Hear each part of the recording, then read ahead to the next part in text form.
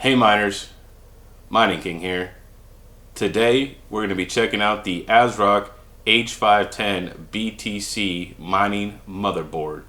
So if you're a beginner, or maybe you're looking into to get into mining, or you haven't jumped in yet, you're just kind of pricing out some gear, this is a great alternative if you are just starting out and trying to get into the crypto mining space. So let's get right into it.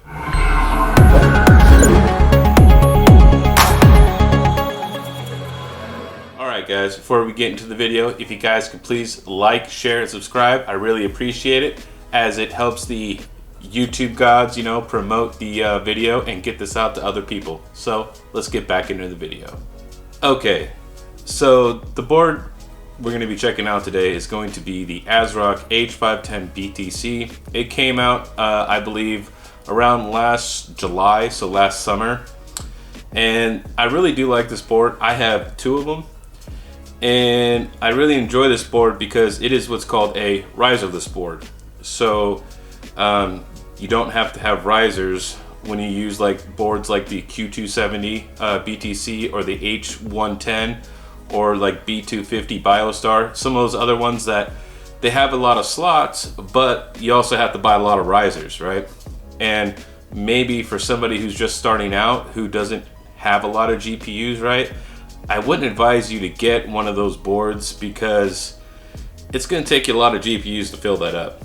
Now maybe you want to get it because you're trying to future-proof so you can grow into it, and that is great.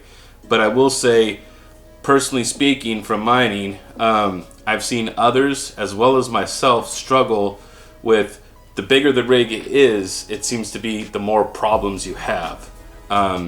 So when I keep my rigs kind of like 6 to 8 cards, I do notice that they run a lot more stable, in my opinion. So that's just, my 2 cents. Let's check out the board.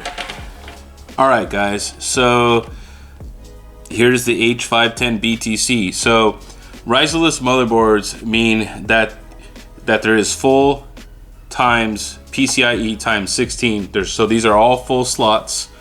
So you don't need a riser.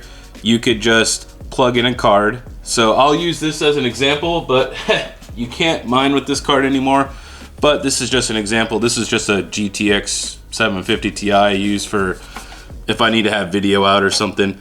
Pretty much you just make sure the clip is down and you just seat it in, and that's it, and the card sits right there. So you can get 6 cards in, which is really nice. So that means, so there's a few good things about this board before I get into the risers and stuff. So this is on the new LGA 1200s. It's not the newest socket anymore because it came out with Alder Lake, but finding a Celeron on the LGA 1200 socket is like extremely cheaper than trying to find one of like this, the Pentium G3900s, which are going for like $140. So the processors are much cheaper, so that's a plus. And another nice feature about this board, so I can show you, is right here. So I got a close-up for you guys so you guys can see this a little better.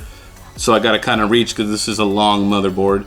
So kind of nice features on here that they added to this was there is a power and reset button on the motherboard itself. So you don't need to jump the power pins to start it up or buy a power connector. So really nice, convenient that there's power buttons, as well as you'll notice that there is only one memory DIMM slot right here. So you will be contained to just one stick of memory, but then again, you really only need you can run your rigs off 4 gigs of RAM, but I recommend 8. So just to future proof it. So just one 8 stick of RAM. And then you also have your 8-pin power here. I mean, you could probably put like an i7 or i5 and maybe mine some Raptorium, but you wouldn't be able to overclock it as this is an H series board, so it has no overclocking capabilities. So little limited as far as that goes. But you will notice that there is support for 2 power supplies. So which is another great thing. So if you're using two ATX power supplies to, maybe you got a couple really, you know, high-end cards here, maybe some 3080s, 3090s, or, you know, 5700 XTs, 6700 XTs, or whatever you had that needed more power. Let's say you had like two 850 watt power supplies or whatever. So you could have two ATX power supplies being powered on by the motherboard. So once again, another really great feature added to this board. Expandability is a little limited, so you will see that there is only a few USB ports and then, you know, an HDMI port. So as far as rear I/O expandability here, and as well as an Ethernet. So as far as expandability on the rear I/O, a little limited, but then again, it is a mining rig, so it's not really necessary. You do, however, have quite a few. All of these are 4-pin. About every slot or every other slot, there is chassis fans here, so you could hook up some fans here if you needed to, which is really nice. So you have 1, 2, 3, 4, 5, 6, 7, 8. You have 8 chassis fans. 8 of these chassis fans all around the motherboard. So you have plenty of options if you wanted to add some, you know, some case fans to get some more cooling going on. So that's another really good feature on the board. Now let's talk about power delivery. So let's turn the board around. For power delivery on here, to actually power these slots on the board, you are going to need, I don't recommend using this board with a server power supply. I mean, you could if you wanted to. To me, I would want to use an ATX power supply, and the reason for that is you could get away with one of those really long daisy chains. So to power all of these, you need to actually use a Molex here, here, and there's 2 more to the other side of the board. So there's 4 Molex connectors that you need to hook up in order to power all these slots for all these lanes. You also have another spot if you wanted to, I'm assuming, to possibly hang a GPU. This says this port is only used for mining only. So I'm assuming that this is you can maybe have a 7th GPU if you wanted to, I'm assuming. I haven't tried it yet, but I'm gonna try it out here in the future. I've only just used the risers. So now we kind of went over some of these features, right? It's a riserless motherboard. It uses the Molex. It supports 2 power supplies. It has a, you know, power and reset button built onto the motherboard, which is another really great feature. So we talked about, you know, and it has lots of chassis fans if you wanted to put this on a mining frame. So far, my only drawback from this motherboard, I'm going to say just from my experience, is that I have not found a server case or any kind of a frame that will actually fit this. You always have to custom mod it. So I'm waiting to see if somebody comes out with a case, because ASRock has not advertised anything. So the only drawback is I use the motherboard box and I put some standoffs on the box, and then I just put it on a shelf. One of the cons is, yes, it doesn't have a case or a frame, but one of its great pros is its price point. To help you guys get in at a cheaper, you know, return on investment, which is, so let's say you bought a Q270 BTC, that's about $270 to about $320, depending upon pricing, availability, and all that other stuff. So we'll say $300, right? $300. Okay, you also need to buy at least 6 risers, if not more. So we'll say 6 risers. That's about $65 plus tax and shipping. So we'll say $75, right? So motherboard as well as your risers, you're already in almost $400. Okay, this board is only $200. Okay. So, and you don't even need to buy the risers, okay? Which, the risers are pretty much another fail point for your mining rig, right? Because that's another part that will fail. These slots The chances of one of these full-time 16 slots failing is so low, it's ridiculous. So that's another great point. So you're cutting your price in half, as well as, let's say you did get the 12 GPU money motherboard, right? And let's say you got 12 risers, okay? That's about 125 bucks, okay? You're earning about 425 bucks, okay? Well, now you need a frame, okay? The cheapest frame I found for 12 GPUs is about 100 bucks. That's decent. So you're earning about $500, okay? $500 for a 12 GPU motherboard, 12 GPU risers, as well as a frame. That's 500 bucks.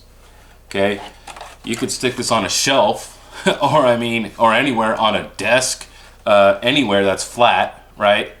So you don't have to buy a frame for it, and you don't have to buy risers for it. And the price point right now is $200. So it's even $100 cheaper than the Q270 BTC. Now, granted, you won't be able to have as many graphics cards, but once again, I said that can be a weakness, because the more variables you put in your rigs, just like graphics cards, more fail points, right? More graphics cards, more risers. When I built that 12 GPU 1660 Super rig I just condensed, I actually had a bad riser, brand new, that was just bad. And I couldn't figure out why the rig kept shutting down, and it ended up being a bad riser. So it's just another fail point, when you guys are getting into mining. What would be a great GPU for this particular board, right? Because the spacing on it, I would say is pretty good. You guys can see the spacing on here on the board it's pretty far apart. I would say you could probably get at least a 2.5 slot GPU in here, maybe 3. But if you had a 3 GPU thickness, 3 slot, you'd probably be right up against this other card, right? Now, what did I run on these? I had 2 of these, so I was running 12 Zotac 1660 Super Minis. So they're really, really small. So I would say cards that don't draw much heat, as well as, cards that have good cooling.